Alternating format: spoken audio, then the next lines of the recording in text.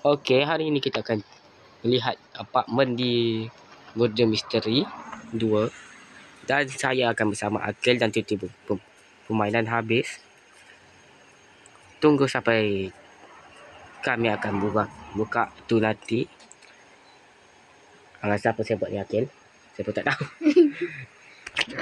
Cakap lah sekali anak saya seorang cakap je. Apa salah? Cakap dah. Sialan betul dia tak cakap. Okey. Ini hotelnya. Itu Akil nak masuk. Pintu tertutup. Tidak. Alah. Itu saya dah buka lagi. Akil pula jadi murder round ni. Jadi dia takkan masuk. Ni saya masuk sebab saya reset kat atas. Okey, pintu dah tutup. Ini dia apartmen dia. Ini tempatnya. Ada tempat duduk.